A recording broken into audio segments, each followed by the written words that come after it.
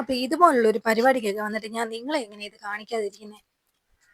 അപ്പോൾ ഇന്നലെ ഞങ്ങളുടെ ചങ്ങനാശ്ശേരിയിലെ തൈപ്പൂയ കാവടിയായിരുന്നു കേട്ടോ. എന്താണേലും ചങ്ങനാശ്ശേരിയിൽ ഒരു പരിപാടിയൊക്കെ വന്നിട്ട് ഞാൻ കാണാൻ പോകുമ്പോൾ നിങ്ങളെ കാണിക്കാതിരിക്കുമോ? അപ്പോൾ ഈ പരിപാടികളെല്ലാം നിങ്ങളും കൂടെ കണ്ടോട്ടോ. മൊത്തത്തിൽ അടിപൊളിയായിരുന്നു കേട്ടോ. കാണാനായിട്ടാണെങ്കിൽ ഇഷ്ടം പോലെ ഉണ്ടായിരുന്നു. അത്ര തന്നെ ജനങ്ങളും ഉണ്ടായിരുന്നേ. ഇവിടെ പിന്നെ എന്ത് പരിപാടി, ഏത് അമ്പലത്തിലാണെങ്കിലും പള്ളിയിലാണെങ്കിലും മുസ്ലിം പള്ളിയിലാണെങ്കിലും എവിടുത്തെ പരിപാടി വന്നാലും ഞങ്ങൾ എല്ലാവരും ഇതുപോലൊക്കെ കാണും കേട്ടോ. ഇത്രയൊക്കെ തന്നെ ആൾക്കാരും കാണും.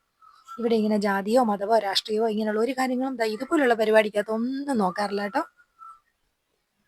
അല്ലെങ്കിലും ഞങ്ങൾ ചങ്ങനാശ്ശേരിക്കാർ പൊളിയാട്ടോ. ഇതിന് വോയിസ് ഒക്കെ കൊടുക്കാതെ കംപ്ലീറ്റ് ആയിട്ട് അവിടുത്തെ സൗണ്ട് കേൾപ്പിക്കണമെന്നൊക്കെ വിചാരിച്ചതാ. പക്ഷേ അവിടുത്തെ സൗണ്ട് എന്ന് പറഞ്ഞു കഴിഞ്ഞാൽ ഇത്രയും ആൾക്കാരും കൂടെ ഉള്ളത് കാരണം നമുക്ക് ഈ ചെണ്ടയുടെയൊക്കെ സൗണ്ടിനെയൊക്കെ കൂടുതലും അല്ലാത്ത സൗണ്ടുകളായിരുന്നു കേട്ടോ. ആകെ മൊത്തത്തിൽ ഒരു ബഹളമായിരുന്നു. അതുകൊണ്ടാണ് പിന്നെ വോയിസ് ഞാൻ ഇടയ്ക്ക് കൊടുക്കാമെന്ന് വിചാരിച്ചത്. എന്നാലും ഞാൻ ഇടയ്ക്കും പഴയ്ക്കുമൊക്കെ ഞാൻ കേൾപ്പിക്കുന്നുണ്ട് കേട്ടോ.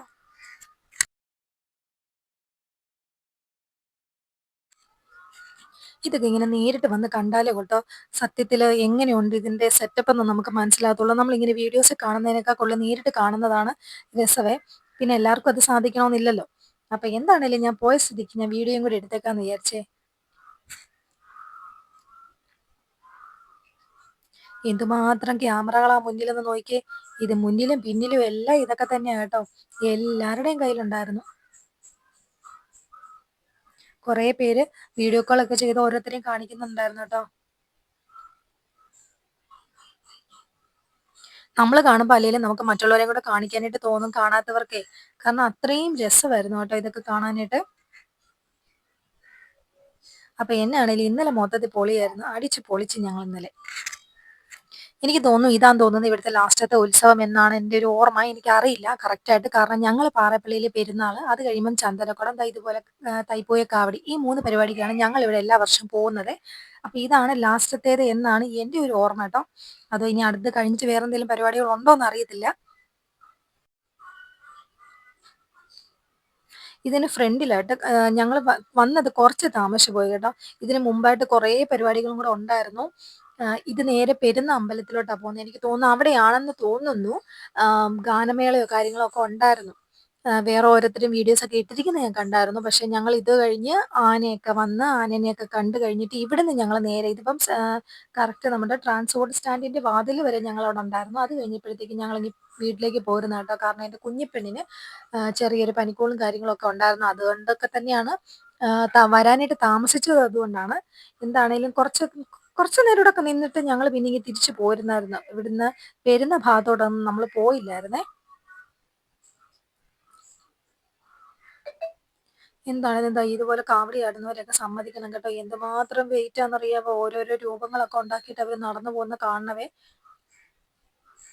ഇത്രയും വെയിറ്റും താങ്ങി അവർ ഏത് സമയം തൊട്ട് നടക്കുന്നതാ.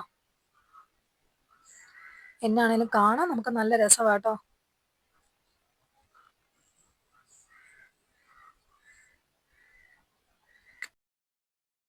അപ്പൊ ഇതൊക്കെ അവരുടെ ഒരു വരുമാന മാർഗ്ഗമാണല്ലോ അല്ലേ.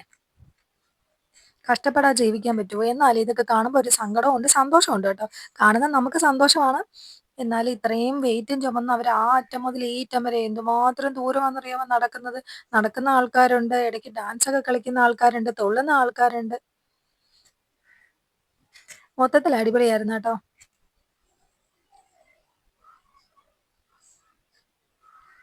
ആകെ ഒരു മടുപ്പായിട്ട് തോന്നിയത് എല്ലാ വർഷവും ബൈപ്പാസിന്റെ ഏരിയ കൂടിയായിരുന്നു ബസ്സൊക്കെ വിട്ടുകൊണ്ടിരുന്നത്. ഇപ്രാവശ്യം കുറച്ച് സമയത്തേക്ക് ഇതുവഴി തന്നെ പോകുന്നുണ്ടായിരുന്നു ബസ്സുകളൊക്കെ കേട്ടോ. അത് ട്രാഫിക്കിനകത്ത് കുറച്ചൊരു ബുദ്ധിമുട്ട് തോന്നി. ഇടയ്ക്ക് വെച്ച് വണ്ടി അങ്ങോട്ടും ഇങ്ങോട്ടും പോകുന്ന കാണുമ്പോഴത്തേക്ക്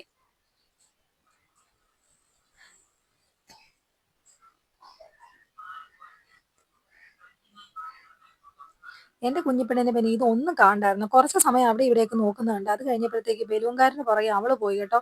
അത് വേണം ഇത് വേണമെന്ന് പറഞ്ഞ് ആകെ ബഹളമായിരുന്നു ഇന്നലെ.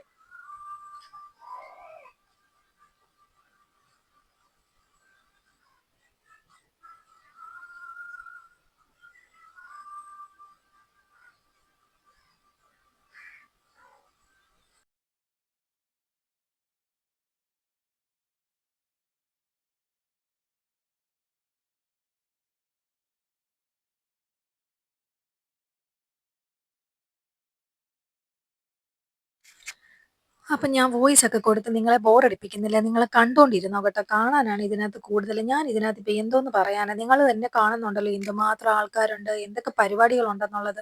അപ്പൊ ഞാനിത് പറഞ്ഞ് നിങ്ങളെ ബോറടിപ്പിക്കുന്നൊന്നുമില്ല. അപ്പൊ എല്ലാവരും വിശേഷങ്ങളൊക്കെ നേരിട്ട് കണ്ടോ. അപ്പൊ ടാറ്റ ബൈ ബൈ.